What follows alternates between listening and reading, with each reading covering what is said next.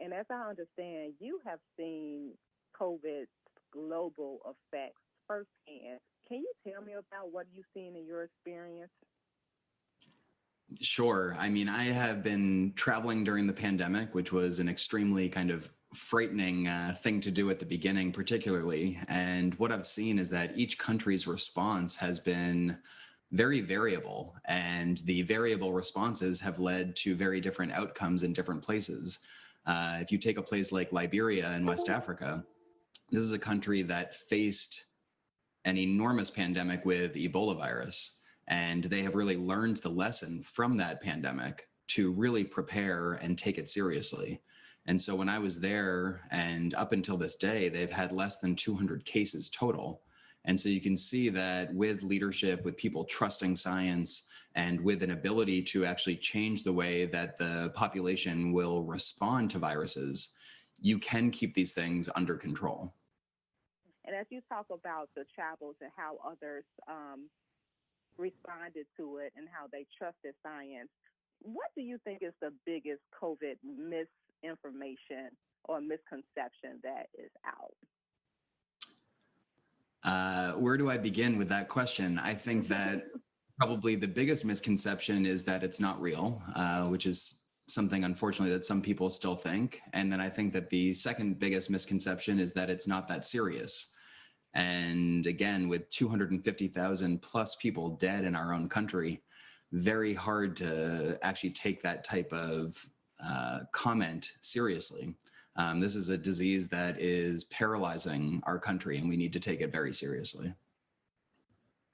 How do we distinguish what's real and who to listen to?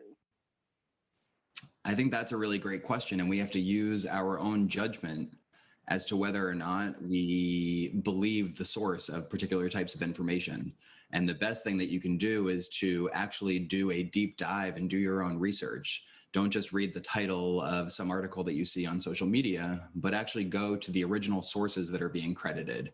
Make sure that you are vetting information appropriately, and try to follow reporters, journalists, and scientists who you believe are credible and don't have an agenda.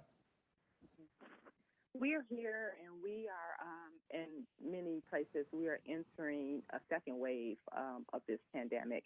And your new series, the goal is to, we're looking ahead. We're already looking ahead to stop the next pandemic or the next contagion from happening. Can you tell me about how we're doing that, what that process looks like? So the process hasn't really changed. This is work that people have been doing for the past couple decades. Scientists have been warning about this for a very long time, that there will be some sort of spillover event that causes the entire global community to be affected. And so researchers are continuing with this work to really chronicle diseases, to test wildlife for various pathogens, viruses, and bacteria, and to create almost like an encyclopedia of various types of viruses so that they can understand which ones might actually be able to cross the species boundary and spill over into humans. And with this knowledge in hand, they can then work with organizations like the CDC or others to prepare vaccines ahead of the next spillover event and the next pandemic.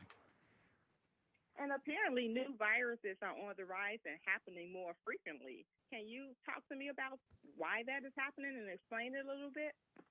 Sure. So that type of work actually fits directly within my own research. So it's really understanding the social, environmental, and cultural underpinnings of disease emergence in the first place. And so all of these transformations that we're seeing around the world, whether it is deforestation, freshwater scarcity, agricultural expansion, mining, timber extraction, all of these things cause an enormous toll on Mother Nature and bring people into closer and closer proximity with wildlife and with domesticated animals. And so it's really the bringing together of these two different entities that causes a kind of location for exposure. And so with the human population rising, with us encroaching on more and more wild habitats, these things are bound to occur more and more frequently.